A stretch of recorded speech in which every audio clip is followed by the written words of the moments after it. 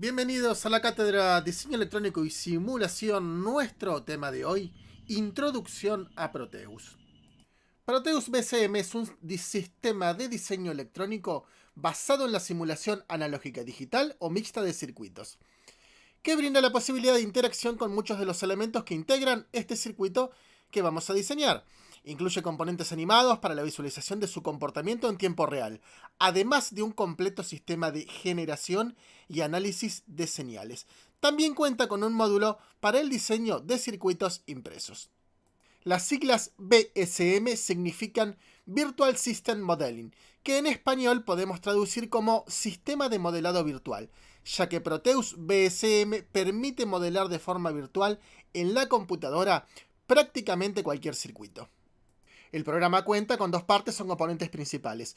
Uno de ellos es el módulo ISIS, que es en donde vamos a dibujar los diagramas de los circuitos electrónicos y también desde donde efectuaremos las simulaciones.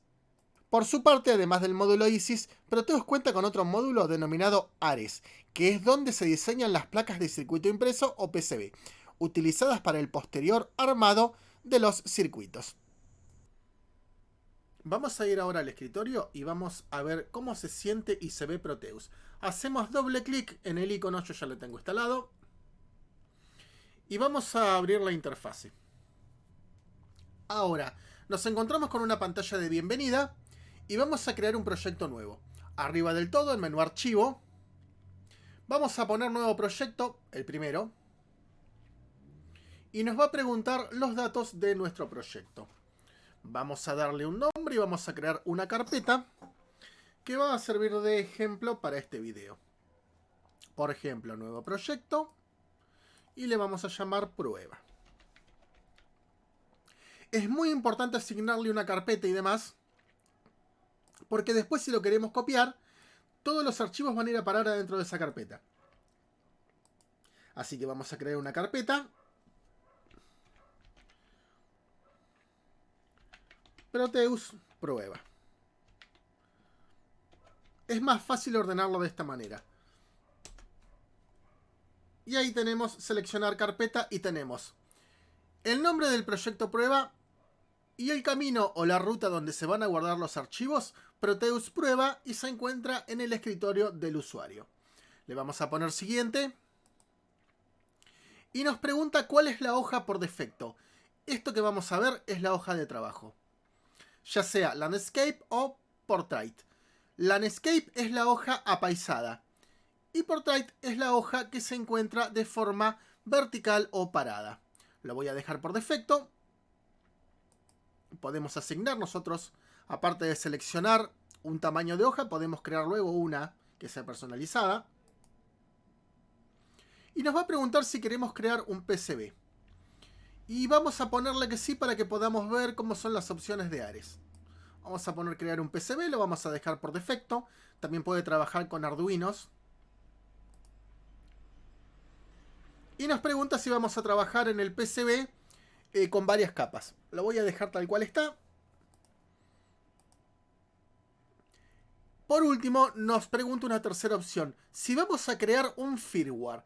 Si yo quisiera crear un proyecto con programación, ya sea microcontroladores o Arduinos, sí necesitamos crear un firmware. Por ejemplo, en firmware es el programa propiamente dicho. De la misma forma que programamos, por ejemplo, en el IDE de Arduino, podemos seleccionarlo. Arduino 1, tenemos varios. De la misma forma que programamos en el IDE de Arduino, podemos programar exactamente igual dentro de Proteus y se va a correr la simulación igual. Y también podemos crear un diagrama de flujos. En mi caso particular lo voy a dejar sin ningún firmware, pero sirvió para la explicación. Finalizar y vamos a tener nuestro proyecto base creado. Aquí lo que estamos viendo es el módulo Ares, que es donde yo voy a ver la placa con los componentes. Y en la primera pestaña es el módulo ISIS, que es nuestro escritorio de trabajo donde vamos a crear nuestro circuito. Ahora, en este video básico, nos vamos a encargar íntegramente del módulo ISIS. Veamos cómo es su escritorio y cómo está organizado. Primeramente, observemos que En el número 1, abajo del todo, tenemos la barra de coordenadas. En esta barra podemos ver las coordenadas donde se encuentra el cursor en todo momento, mientras lo desplazamos por la ventana de edición. En el número 2 vemos la barra de estado, y aquí aparece la información útil de lo que tengamos seleccionado o del elemento sobre el cual se encuentra el cursor del mouse en ese momento. Cuando vamos seleccionando diferentes componentes, nos aparece aquí en el número 2 la descripción del mismo y cómo estamos trabajando con él. En el número 3 tenemos la ventana de edición, que es el escritorio de ISIS propiamente dicho, y es donde colocaremos los diferentes componentes y donde realizaremos las conexiones del circuito. El número 4 señalado con azul es el borde de la hoja y nos delimita nuestro escritorio de trabajo. El número 5 es quizás el más importante, que es el selector de objetos. Cuando vayamos seleccionando los componentes, como vamos a ver en este video, nos va a ir quedando la lista de dichos elementos que vamos a utilizar en el circuito en esta ventanita blanco señalado con el número 5. Y desde aquí vamos a poder seleccionarlos para colocarlos en nuestra hoja o escritorio de trabajo. Mientras que en el número 6 tenemos la ventana de vista previa. En esta pequeña ventana nos ofrece una vista previa del circuito o de los elementos que vayamos a colocar en el diseño. Más adelante, cuando trabajemos, nos vamos a dar cuenta de que desde aquí mismo podemos acomodar el escritorio, la visualización a nuestro gusto. Por otro lado, tenemos las barras de herramientas. Señalado con el número 1, tenemos la barra de modo, y esta barra de herramientas es la más importante, ya que nos permite elegir el modo en el que vamos a trabajar mientras dibujamos un circuito en la ventana de edición. Nos permitirá elegir y colocar componentes y otros elementos, como instrumentos de medición, gráficos de simulación, etc. En el número 2 tenemos las opciones de archivo, y es muy similar a las de los programas de Windows, y se utiliza para realizar las operaciones básicas de los archivos, como crear uno nuevo, abrir uno existente, guardar el archivo en el que estamos trabajando, etc.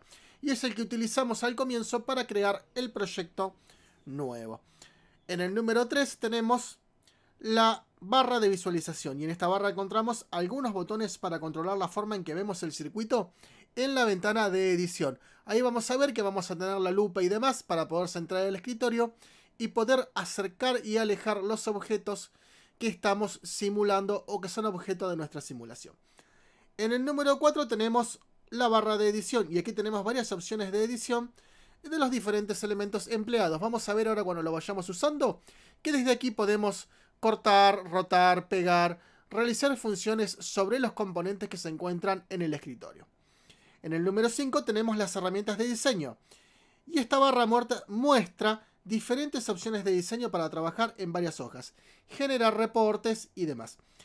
En el número 6 tenemos la barra de simulación, y aquí podemos encontrar los controles de simulación. Desde aquí vamos a ver, por ejemplo, cuando queramos simular el circuito, le vamos a dar play, o tenemos stop, pausa y demás, lo cual nos va a permitir realizar una simulación detallada del circuito que estamos realizando. Mientras que en el número 7 encontramos rotación y reflexión, y esta barra ubicada en la parte inferior izquierda de la pantalla nos permite rotar y reflejar los componentes u elementos antes de colocarlos en el diseño. También pueden ser rotados o espejados una vez que estén colocados, y lo vamos a ver un poquito más adelante cuando comencemos a colocar componentes en nuestro escritorio. En la ventana de edición tenemos dos elementos principales, la hoja de trabajo y la rejilla. La hoja de trabajo está delimitada por el cuadro de color azul. Cuando accedemos a ISIS desde su icono, es decir, sin abrir ningún circuito, por defecto la ventana de edición está vacía y el tamaño de la hoja es de 10 por 7 pulgadas. Si venimos a Menú System, aquí arriba, a ajustar la hoja de trabajo, podemos cambiarla de acuerdo a nuestra conveniencia. En este caso estamos usando A4, 10 pulgadas por 7, pero tenemos tamaños más grandes, A3, A2, y tenemos un tamaño también definido por el usuario, en donde podemos establecer una configuración de hoja de trabajo particular a nuestras necesidades. A su vez, lo que es la rejilla y lo que es la división para trabajar con los componentes, lo tenemos arriba en View, en donde podemos seleccionar la separación de los distintos elementos. También podemos cambiar la grilla, podemos eliminarla, podemos colocar puntos o podemos colocar las líneas cruzadas que trae por defecto Proteus. También, como ustedes habrán observado en los menús, tenemos teclas para todo. Por ejemplo, cambiar la grilla es la G, cambiar el origen es la O, que vamos a ver luego cómo es eso, refrescar el display es la R. Siempre tenemos teclas y atajos para trabajar con la interfase que nos facilitan la vida enormemente. Hagamos un análisis ahora de las herramientas de modo, que es una de las cosas que más vamos a utilizar. En el número 1 tenemos el modo de selección. Con este seleccionamos el puntero del mouse, que vemos la flechita, y es decir, podemos marcar cualquier objeto en la ventana de edición haciendo un clic en el mouse sobre él, incluyendo componentes, herramientas o líneas de conexión. En el número 2 tenemos el modo de componentes y podemos seleccionar los componentes que formarán el circuito y además colocarlos en la ventana de edición. Los puntos de unión, que es el número 3, permiten colocar puntos de unión donde dos o más líneas de conexión se unen, aunque realmente no es muy usado, ya que los puntos de unión aparecen automáticamente al conectar dos líneas. En el número 4 tenemos el modo de notas de texto y brinda la posibilidad de colocar notas de texto en cualquier lugar del diseño si lo requiriéramos así. El modo 5 es el modo de terminales y permite colocar terminales en un diseño. Al presionar este botón aparecerá la lista de terminales disponible en la ventana Selector de objetos. El número 6 es el modo de línea o modo de gráficos 2D. Y en este modo estamos trabajando con elementos gráficos y permite dibujar recta en cualquier lugar del diseño. En el número 7 es el modo de cuadrado y permite dibujar cuadrados dentro de nuestro escritorio de trabajo. Así podemos agregar recuadros, agregar comentarios, agregar textos aparte de los componentes dentro del mismo escritorio, ¿no? En el número 9 tenemos el modo de arco y permite dibujar un arco de circunferencia. El modo 10 es el modo de forma mixta y podemos crear una forma cerrada mixta compuesta por líneas rectas o curvas. Al hacer clic en esta herramienta en la ventana de edición podemos ir dibujando los segmentos de la figura hasta completarlo. Para trazar un segmento curvo mantenemos presionada la tecla Control. El 11 es el modo de texto y podemos colocar líneas de texto en nuestro diseño. Esto es muy útil para hacer aclaraciones, comentarios, agregar cosas que no están en los componentes, pero que nosotros queremos que quede indicado en el circuito por una cuestión de claridad. Como por ejemplo, qué es lo que hace cada etapa, qué función cumple y demás.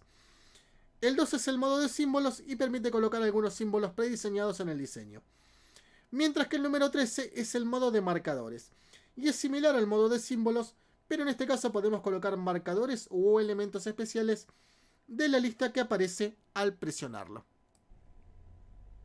Esta barra de herramientas de modo que observamos a la izquierda de la pantalla y con la cual escribíamos es una de las más utilizadas. Veamos por ejemplo el segundo ítem de selección de componentes, que es precisamente quizás el botón que más utilicemos durante el trabajo. Vemos que aparece la palabra dispositivos, device, en la lista donde se irían cargando los componentes que hemos seleccionado.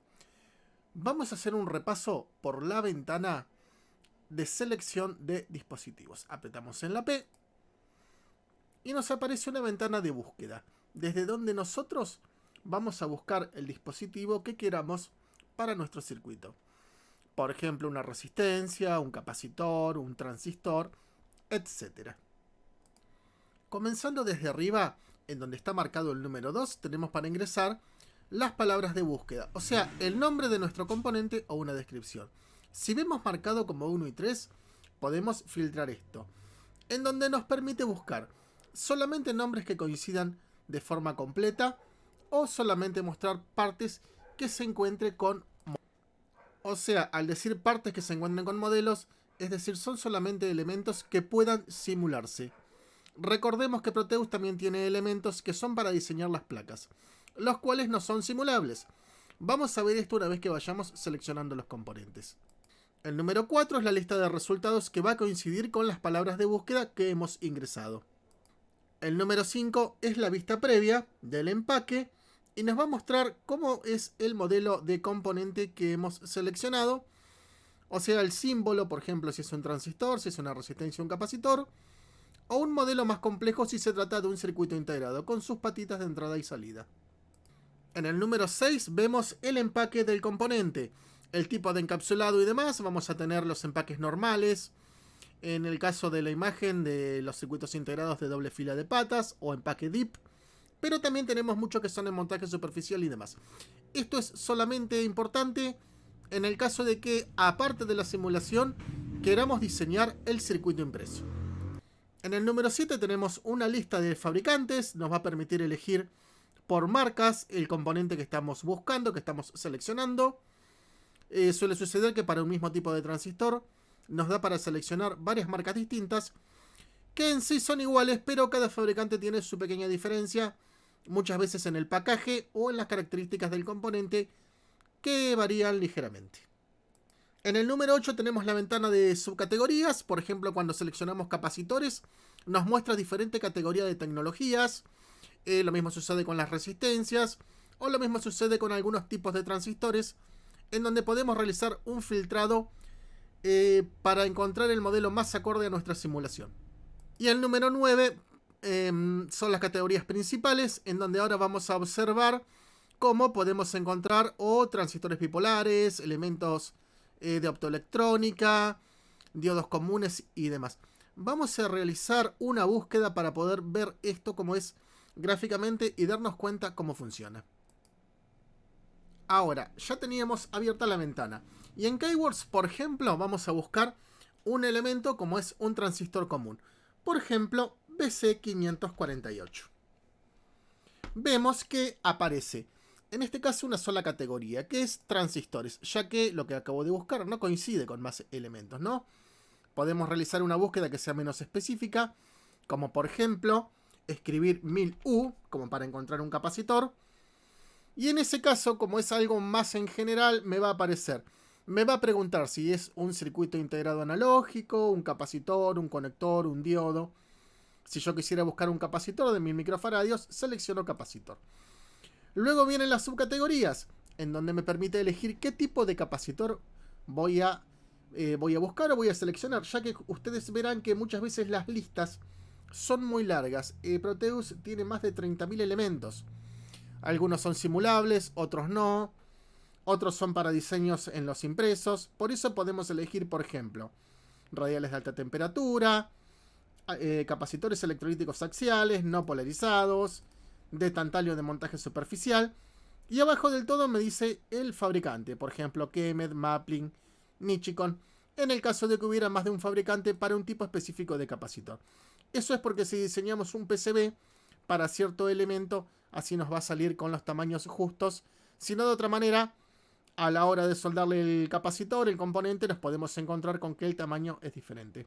Veamos el caso simple de un transistor. BC548 y me aparecieron varios. Fíjense que me figura la librería y me figura la descripción. En sí, todos estos BC548 son muy similares. Pero fíjense cómo cambia el pacaje. Aquí al costado me cambia el modo de montaje, fíjense.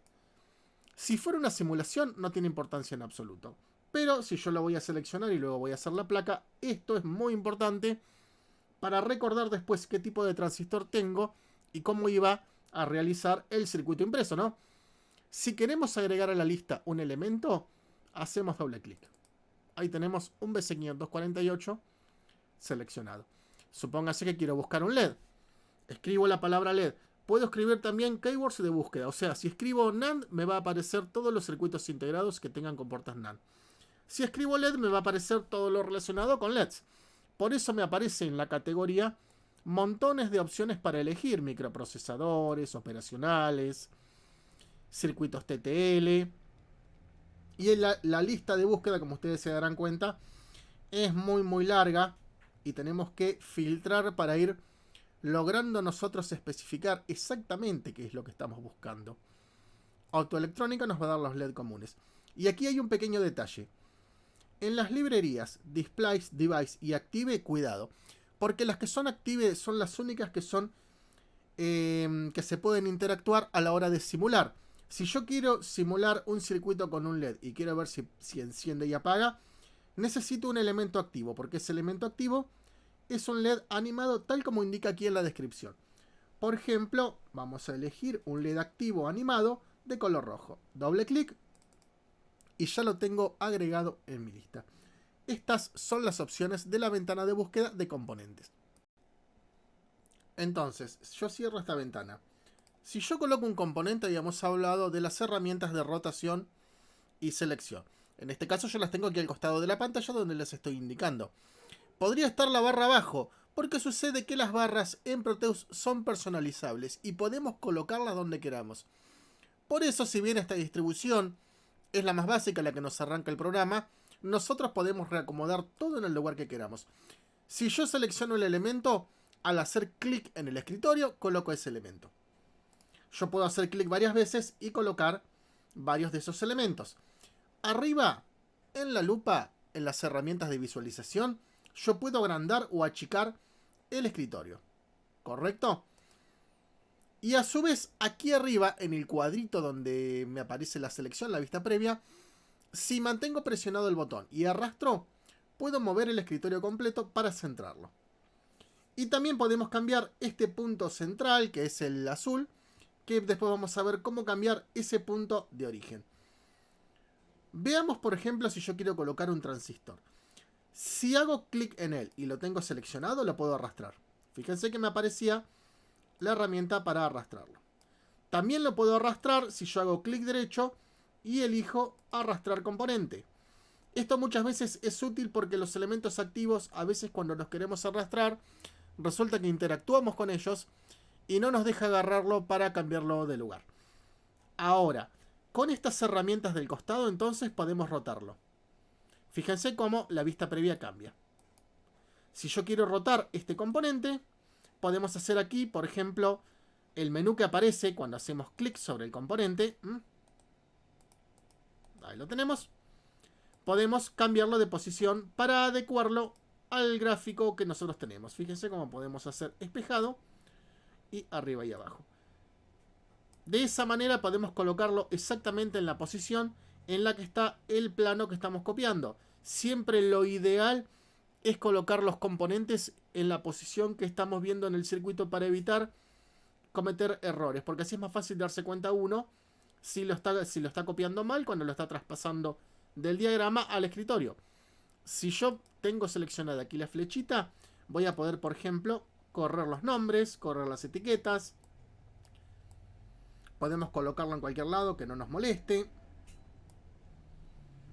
Por eso las herramientas de selección y demás son tan útiles. Porque nos permiten acomodar cada elemento a nuestro antojo de la forma en que queremos ordenar nuestro diseño. Esta es la forma en que nosotros vamos a colocar cada uno de los elementos en el escritorio. Hacemos un clic, por ejemplo, en el LED y me permite colocar un LED. Si hago otra vez otro clic, me permite colocar otro LED y así todos los que yo quiera, hasta que lo deseleccione al elemento. ¿Correcto? Si quisiéramos realizar una conexión entre el componente, basta con arrastrar con el botón pulsado del mouse, fíjense que aparece un lápiz, hasta el punto en que lo queremos conectar, por ejemplo, de aquí hasta acá.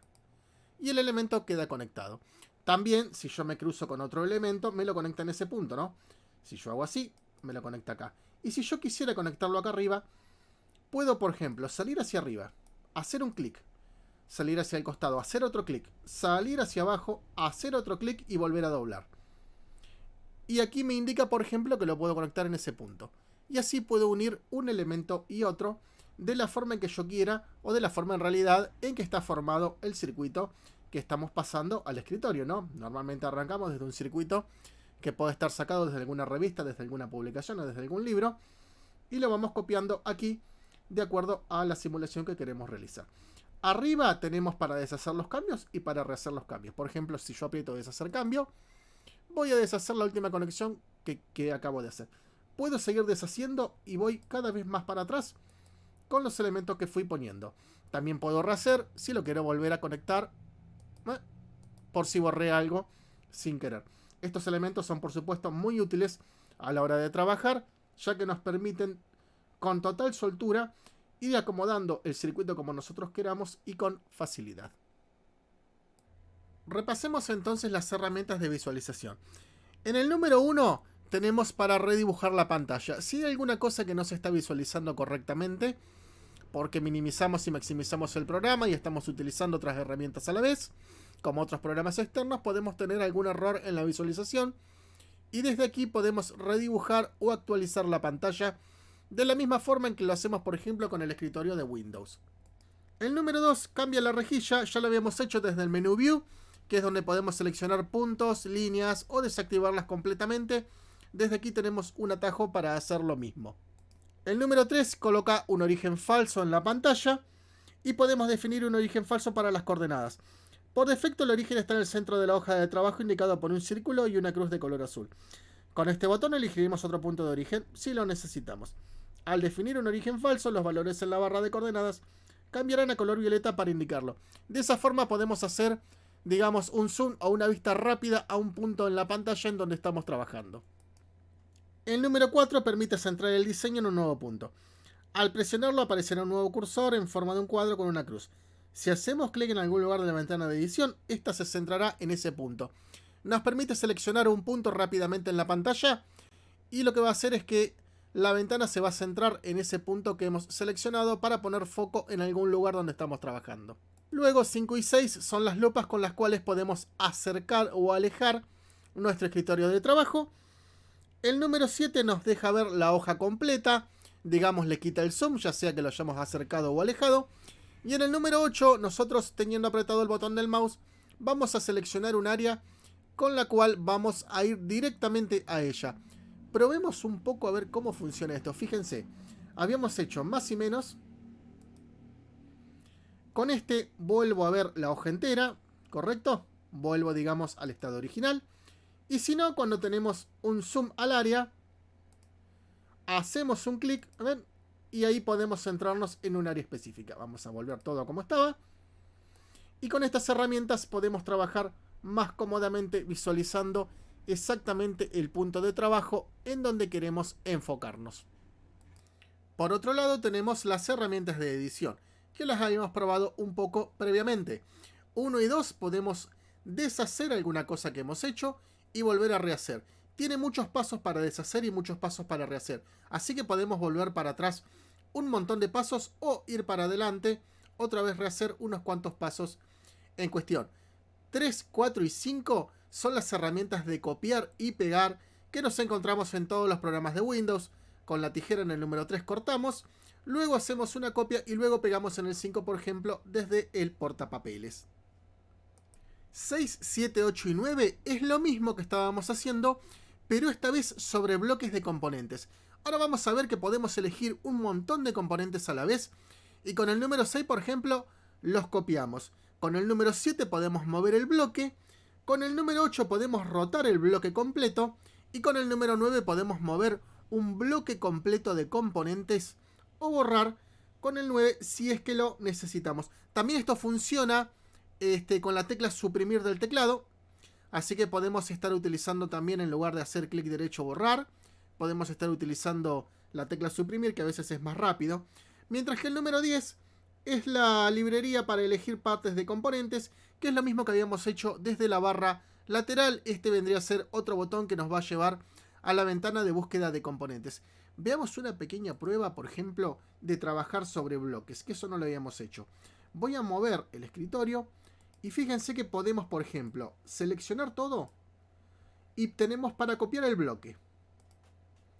Copiamos el bloque y podemos pegar el bloque completo en otro lado. Y ahí lo tenemos. Y podemos volverlo a pegar todas las veces que queramos hasta que apretemos el botón derecho del mouse. En ese caso ya se va la copia del bloque. ¿Correcto? Sirve para cuando estamos realizando un circuito que tiene partes repetidas y en vez de volver a colocar todo y a volver a conectar todo, podemos hacerlo con esto. También podemos, por ejemplo, aquí rotar el bloque completo de elementos. Incluso podemos ponerle el ángulo, podemos colocarle espejado. ¿Correcto? Vamos a deshacerlo. Y con el otro, con la cruz, podemos eliminar directamente el bloque completo. Copiar y pegar y trabajar sobre bloques es muy útil en algunos casos y nos ahorra mucho tiempo de trabajo sobre el escritorio. Finalmente arriba tenemos un botoncito que dice autorruteo. Aquí arriba, por ejemplo, que me aparece autorrutear conexiones. Y lo que va a pasar es que cuando yo conecto dos elementos, lo que me hace Proteus es ir buscando el camino. Y al conectarlo me deja el camino siguiendo, digamos, el escritorio, los puntos o las líneas. Pero podemos hacer otra cosa. Si yo borro esto y desactivo aquí arriba el autorruteo, lo que va a pasar es que va a ir siempre en línea recta. Por ejemplo, va a salir en línea recta y va a cruzarse en una línea recta entre los dos puntos que hemos marcado. No sé si es muy útil desactivar el autorruteo, ya que con el ruteo automático siempre el plano queda el diagrama que estamos haciendo lo más fácil de leer posible. No sé si es tan útil desactivarlo y trazar directamente líneas rectas en las conexiones. Pero bueno, es una opción más y queda a criterio de ustedes. Por eso yo lo voy a dejar marcado a la hora de trabajar. Con los largavistas podemos buscar cualquier elemento dentro del escritorio, dentro de los elementos que estamos utilizando. Es simplemente para poder ubicar algo. Y ahí lo tenemos. Esas son casi todas las herramientas que tenemos en el escritorio de Proteus. Existen otras que son para lo que es el módulo Ares, para trabajar con PCB, que lo vamos a revisar en otro video directamente. Luego de esta introducción o descripción de la interfase del uso de Proteus, vamos a tomar un circuito de ejemplo que va a servir para aplicar todo lo que hemos visto hasta ahora en el video. En este caso se trata de un simple oscilador de prueba con un circuito integrado NE555, un circuito que es sacado de una publicación de una revista de electrónica, y vamos a aprovechar para pasarlo al escritorio de Proteus y para explicar ciertos detalles de todo lo que hemos visto y desarrollado hasta el momento. He borrado todo y vamos a volver a comenzar. Primero que nada, los componentes. Repasemos. Vamos a necesitar un 555, que es el circuito integrado como un temporizador, muy universal, un potenciómetro, un par de resistencias y dos capacitores. A su vez también nos va a hacer falta la batería y el interruptor de encendido y apagado. Veamos primeramente los componentes. Vamos a ir al costado de la barra y vamos a seleccionar aquí componentes. Y ahora que dice dispositivos, vamos a apretar sobre la letra P y nos va a aparecer para buscar los elementos que estamos necesitando. Por ejemplo, un 555. Sabemos que es un circuito integrado analógico, con lo cual ya la lista, como verán, con el filtrado que he aplicado, se achicó muchísimo. Y tenemos dos para elegir. El 7555 es de tecnología CMOS, es muy similar. Voy a seleccionar el que dice NE555, que suele ser el estándar que se encuentra en el mercado. Vamos a necesitar un potenciómetro, recordemos. Tengo un potenciómetro en la entrada y uno en la salida. Por lo menos el que se encuentra para ajustar la frecuencia lo voy a colocar. El de la salida no es tan necesario en nuestro caso. Podemos hacer mediciones, ahora vamos a ver cómo. Pero necesito para ajustar la frecuencia un potenciómetro de 100.000 ohms. Y a su vez este potenciómetro debería de ser interactivo. Voy a buscar pot. Y vamos a buscar en resistencias, por supuesto, un potenciómetro que nos sirva para interactuar con él. Recordemos que son los que dicen activos. Y fíjense que tengo dos. Pot y pot HG. Generalmente el que utilizo para las simulaciones es pot HG. Y en este caso, en el potenciómetro, no estamos buscando un valor específico, porque hay que editarlo y colocarle nosotros el valor que necesitamos. Simplemente existe un potenciómetro genérico, que es activo, que podemos interactuar con él, y nosotros ajustamos el valor dentro de las propiedades a lo que correspondería en nuestro circuito. Doble clic y lo agregamos a la lista. Luego revisemos. Necesito una resistencia de 2200 y una de 4700 ohms. Así que vamos a ver, vamos a buscar 2200, 2K2, resistencias, y vamos a buscar las comunes de metal film, que son las que utilizo casi siempre en los circuitos, y una de 4700, 4K7. Resistencias, otra vez de metal film, y ya produje el filtrado en la lista, como verán, para poder buscar algo específicamente. Doble clic y lo agregamos a la lista. Luego nos está haciendo falta la batería. La batería también es interactiva y podemos editarla. Recuerden que todo está en inglés, así que voy a poner BAT con doble T, batería. Y nos aparece como dispositivo activo una batería de voltaje de continua. Fíjense que dice aquí, activo. La batería también es una sola, no es que vamos a encontrar una batería de 6 voltios, 9 voltios, sino que al agregarla nosotros mismos tenemos que editarla y colocarle el voltaje correspondiente. Doble clic.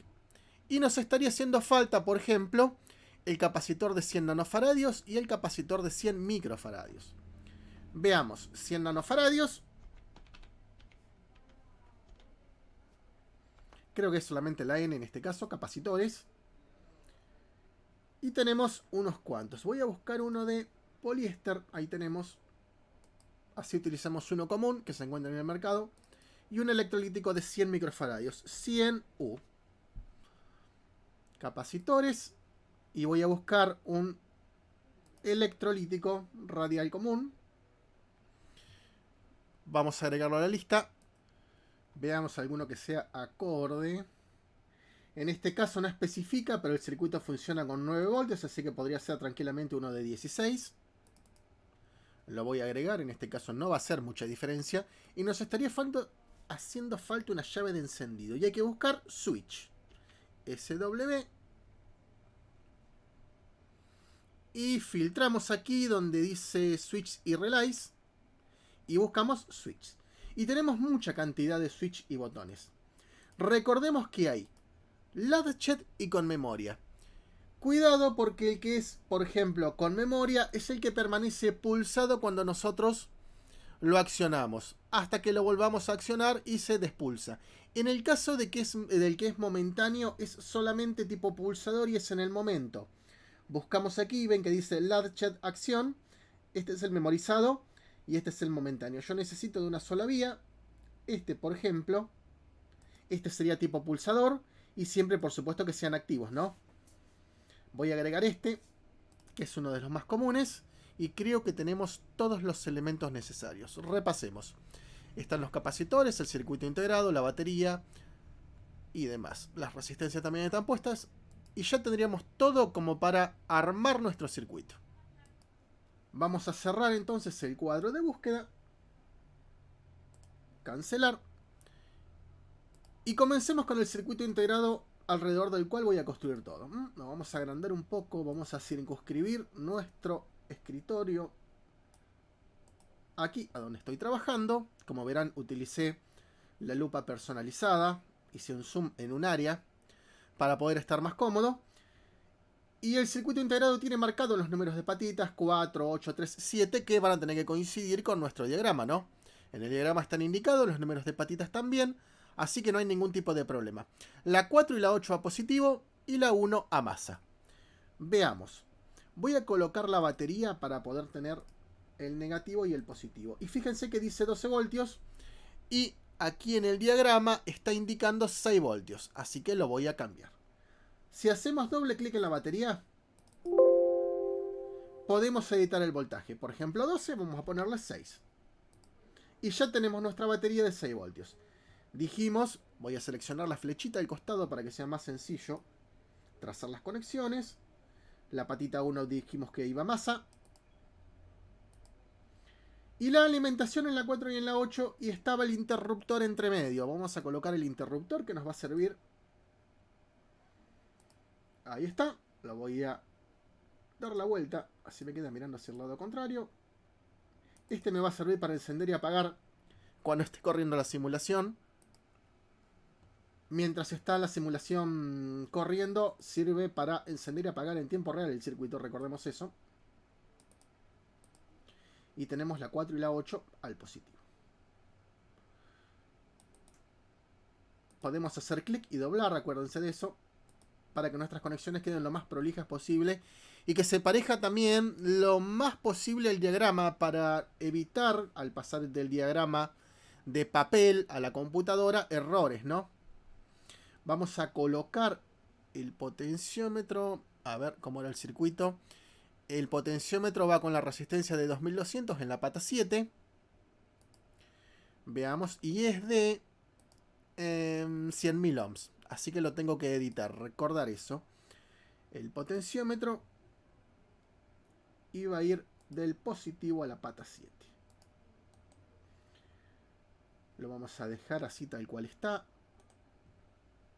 Voy a seleccionar aquí y vamos a quizás correr un poco el circuito, a ver si lo puedo ordenar. En este caso fíjense que si yo hago clic interactúo con el potenciómetro. Tenemos que hacer clic, arrastrar objeto, porque a veces no logramos agarrarlo para arrastrarlo. Recordar ese detalle porque con los elementos activos a veces cuando lo queremos agarrar para correrlo en algún lugar del plano, suelen hacer eso, suelen comportarse de esa manera. Una de las patitas iba positivo Y luego iba con la resistencia de 2200 en serie.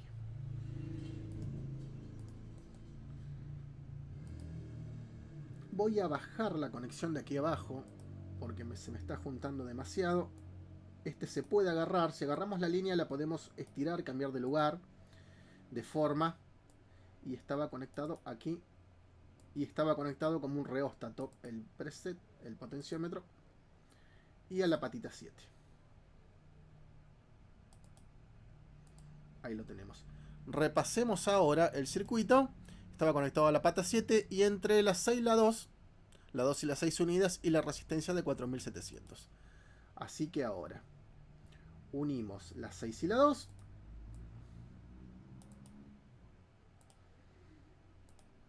Y la resistencia de 4700 iba entre la patita 7 y la unión de la 6 y la 2. Vamos a colocarla aquí abajo.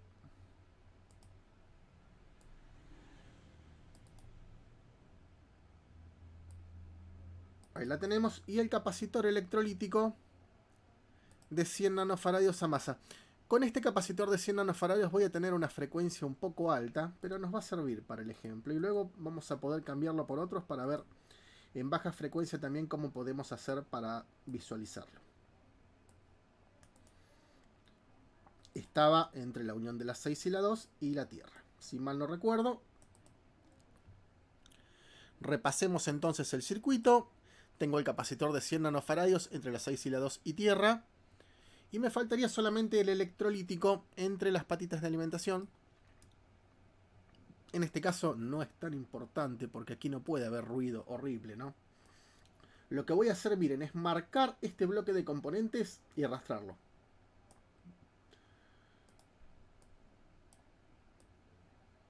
Así hago espacio para colocar el electrolítico.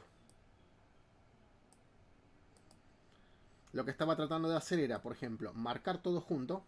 Ahí, que me seleccione todo. Y poder correr todo a la vez. Marcar y trabajar sobre bloques es muy importante a la hora de interactuar con el circuito, porque a veces nos vamos quedando sin espacio y necesitamos forzosamente hacerlo. Lo voy a rotar para que me coincida la placa, el positivo para arriba. Vamos a correrlo un poquito más.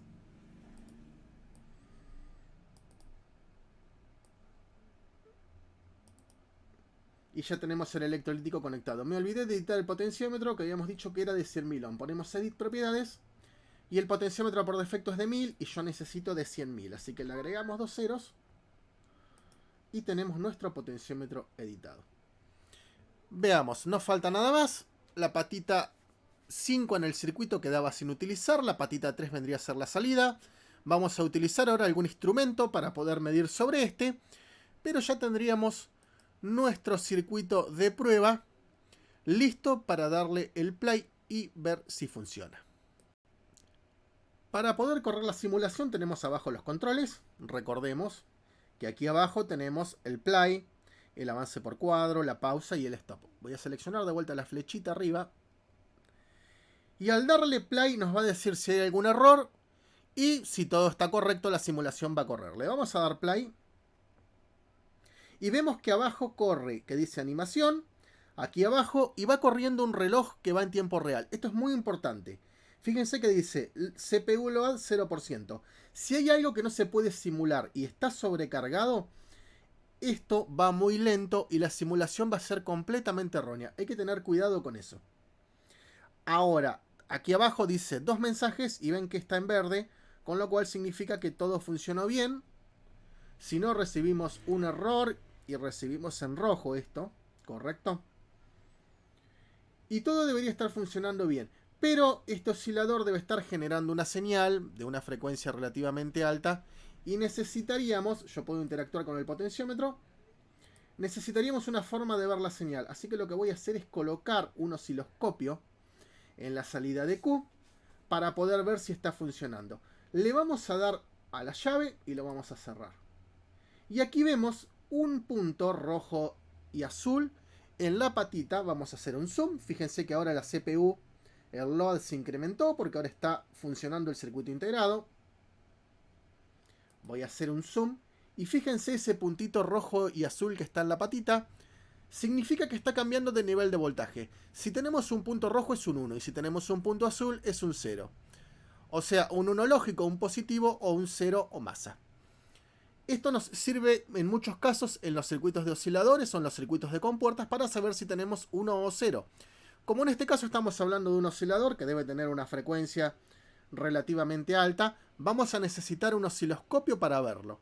Si yo muevo el potenciómetro, tendría que cambiar esa frecuencia. Ven que ahí va más lento. Y si yo lo vuelvo a cambiar, va a ir más rápido. Es muy variable de acuerdo a la computadora la simulación cuando queremos hacer algo que se vea rápido.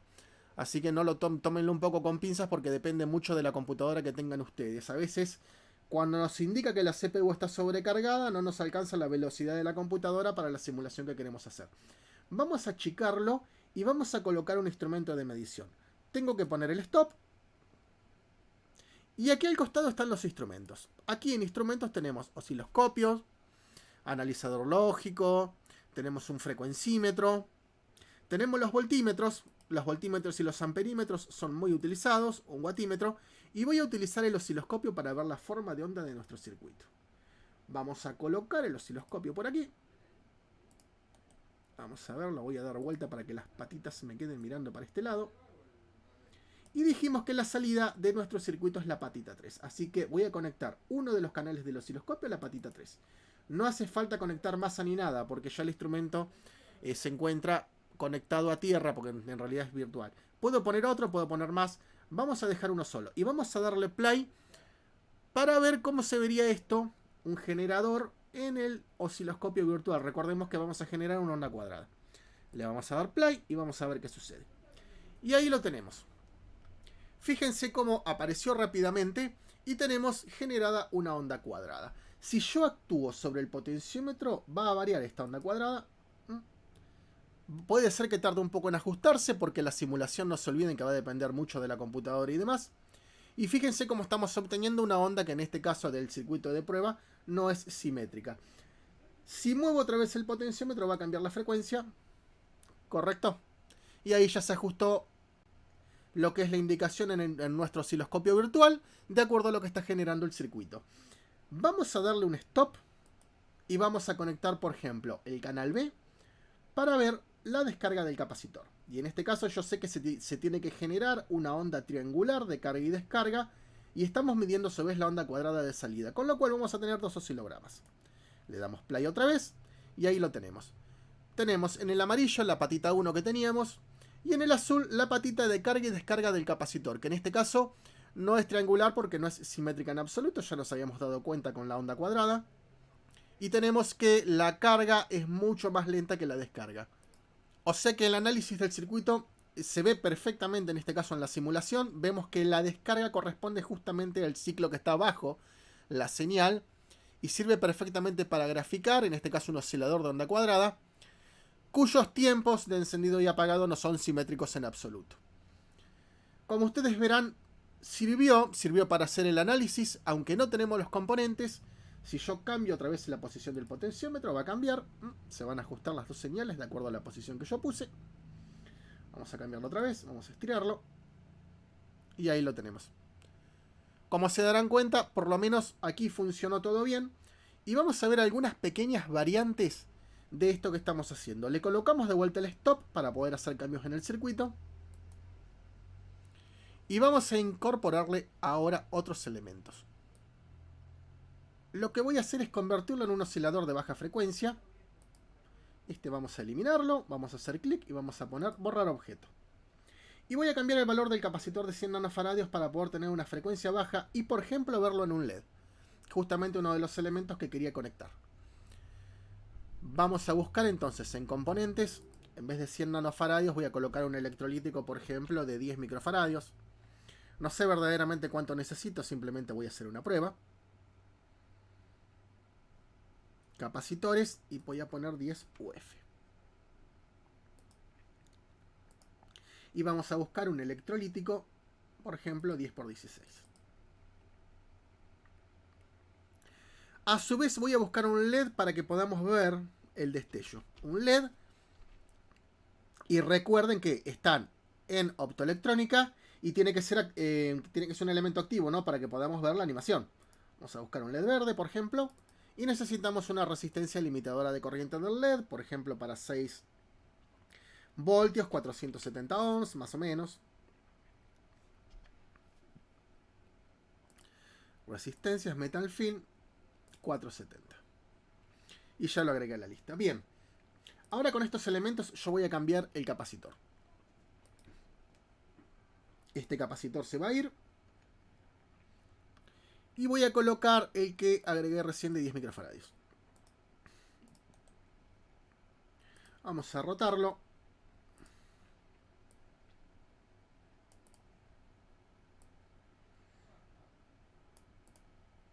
Y voy a agarrar esta línea. Y como no me quedó simétrica, la vamos a acomodar un poco.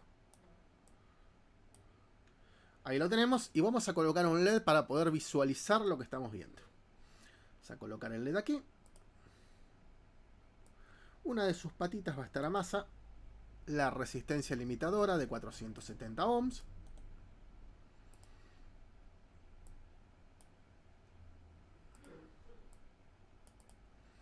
Y va a ir conectado a la patita 3, que es la salida del oscilador. Como he agrandado el valor del capacitor, ahora la frecuencia va a ser mucho más baja y deberíamos de poder ver el destello del LED. Así que vamos a darle play y vamos a probar si esto funcionó. Y ahí lo tenemos.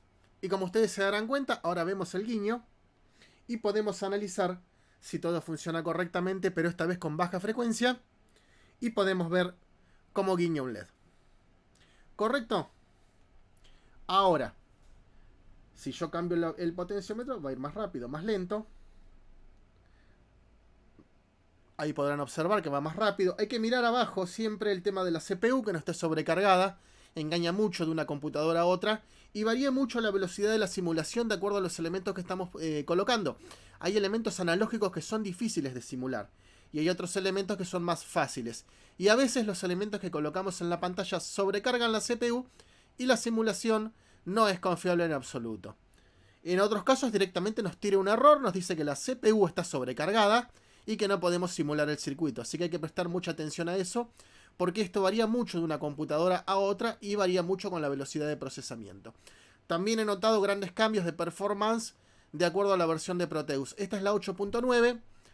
Yo utilizaba antes la 8.5 y me da la impresión que funcionaba mejor en máquinas más antiguas. Por eso también la versión impacta mucho en el tema del consumo de CPU y velocidad. Ahora, refinamientos a este circuito.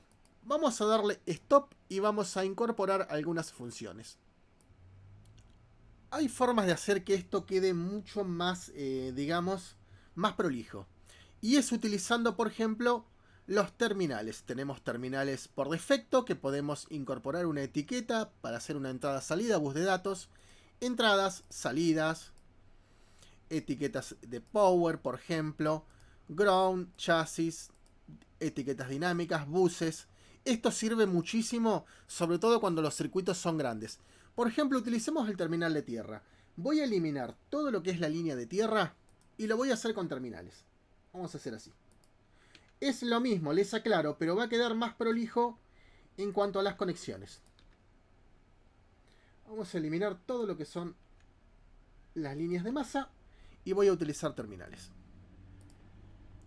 Todos los que estén conectados en el mismo terminal de ground, por supuesto, ustedes se darán cuenta que están conectados juntos, ¿no? Pero va a quedar mucho más sencillo el circuito en la pantalla. Vamos a eliminar aquí que me quedó el punto de conexión. Borrar. Esto sirve para despejar la pantalla de líneas que van y vienen. Y en circuitos que son muy grandes es muy importante, ya que logramos que todo quede mucho más agradable a la vista. Ahora, si yo le doy play, va a funcionar todo exactamente como estaba. Por ejemplo, vamos a abrir la llave. Vamos a darle play. Y ahora al cerrar la llave va a volver a funcionar todo otra vez tal cual estaba. Pero esta vez he utilizado los terminales de tierra. Y como ustedes se darán cuenta, ha quedado mucho más visible y mejor. Y utilizar terminales de tierra y de alimentación o terminales para los buses de entrada y salida es muy útil. Miren, vamos a utilizar un terminal de entrada-salida para lo que es la señal. Voy a borrar este y voy a utilizar este que dice por defecto. Lo colocamos y lo vamos a invertir. Y desde aquí voy a tener mi señal de salida. Por ejemplo, aquí en la etiqueta yo le agrego un nombre. Por ejemplo, salida. Este mismo nombre, esta misma etiqueta, tiene que estar agregado en el otro terminal que está conectado a este punto, ¿no? Si yo la salida la conecto acá, vamos a poner aquí una rotación. Y este terminal se tiene que llamar también salida en mayúsculas. Si no, no va a funcionar. Salida. ¿Correcto? Ahora tengo mi circuito indicador de una forma completamente separada. Lo voy a correr incluso. Voy a tomar el trabajo de correrlo. No me marcó el texto aquí. Ahí está. Y salida está conectado con el terminal que dice salida, que es la patita 3. Lo vamos a correr aquí para que no me quede encimado. Ahí lo tenemos. Y si yo le doy play va a funcionar exactamente como estábamos. Pero esta vez he utilizado un terminal para identificar una señal de salida. Y en este caso vamos entrando en el LED y nos va funcionando como estaba hoy. Esto hace que si el circuito tiene muchas etapas, podamos tener identificado todos los terminales de salida y las señales. Y a dónde va una y otra. Fíjense que también podemos hacer lo mismo con la alimentación. Vamos a colocarle el stop y vamos a hacer lo mismo con la alimentación. Tenemos entrada y salida. En la salida, por ejemplo, voy a colocar aquí. Este lo vamos a borrar. Y voy a colocar un terminal aquí, miren. Voy a colocar aquí un terminal de salida. Y esta va a ser la alimentación. Vamos a girarlo. Y vamos a tener ahora nuestra fuente de alimentación formada por la batería, el capacitor y el interruptor completamente separados. Ahí lo tenemos. Y tenemos que asignarle una etiqueta, por supuesto, ¿no? Editar propiedades. Y se va a llamar más, en este caso la batería es de 6 voltios. Podría ser más BCC, más alimentación, lo que ustedes quieran. Y tengo que colocar un terminal de entrada. Ese terminal de entrada, vamos a conectarlo aquí.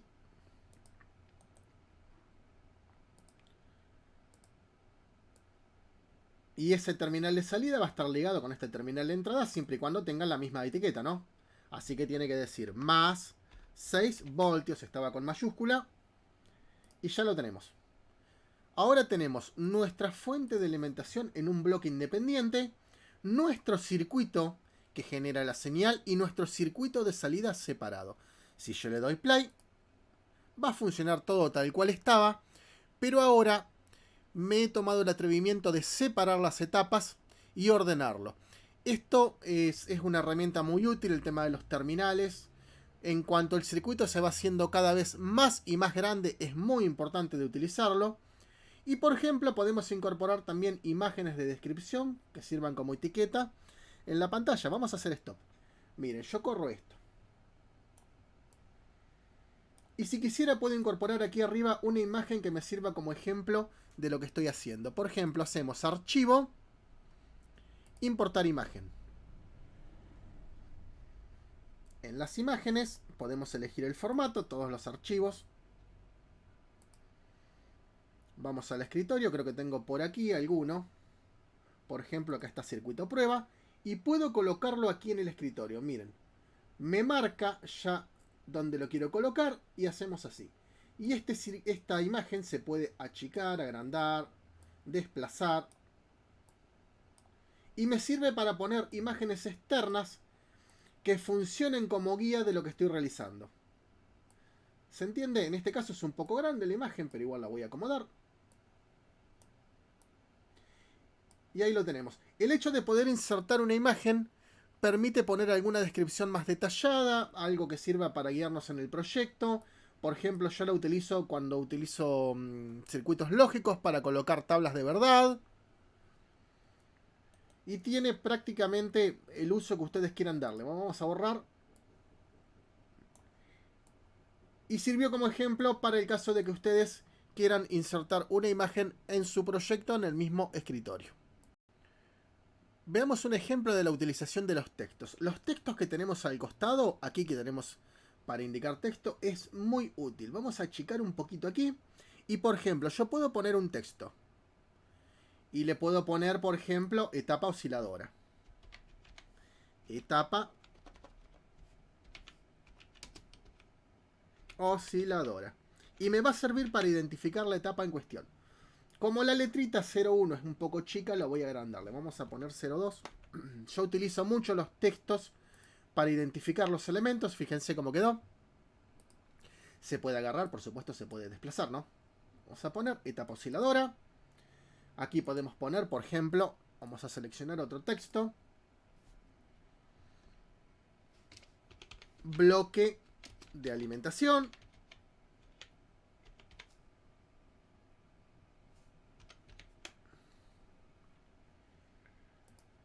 Por ejemplo, podemos poner el bloque de alimentación y que podemos poner indicador de salida.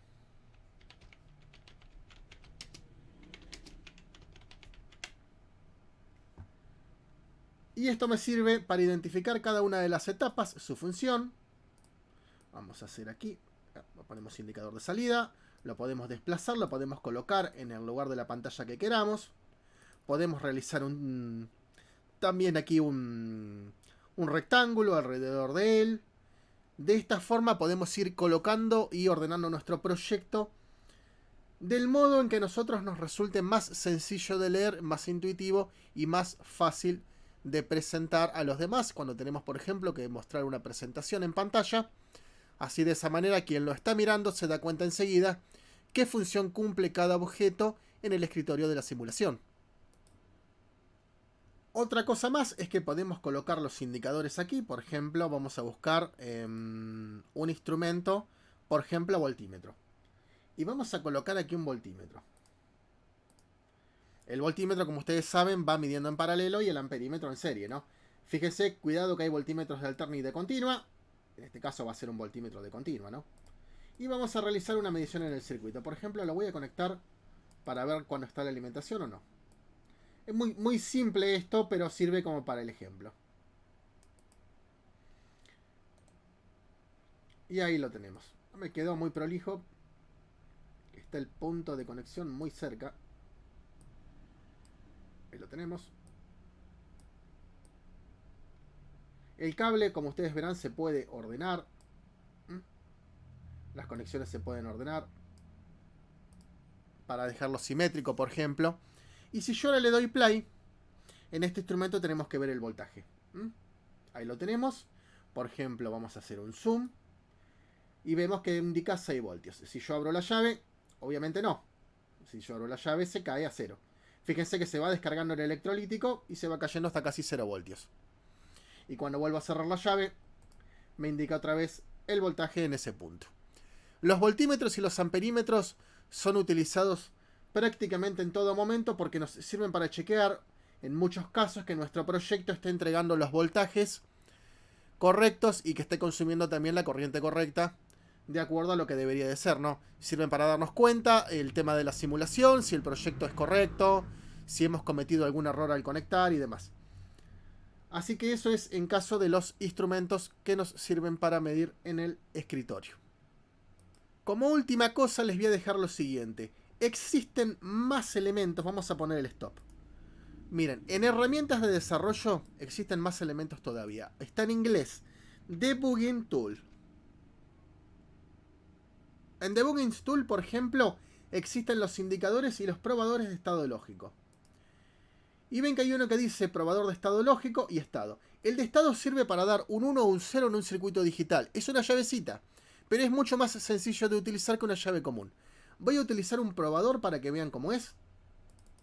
Vamos a poner un probador que nos va a servir para indicarnos si hay un 1 o un 0 lógico. Y lo voy a colocar aquí en la salida. Le vamos a dar play y ahora nos va a decir qué estado hay en ese punto. Fíjense que me indica 1 o 0. Vamos a hacerle un poquito de zoom. Y vamos a correr aquí. Y como ustedes verán, me indica 1 o 0, que en este caso es lo mismo porque lo estoy viendo con el LED, ¿no?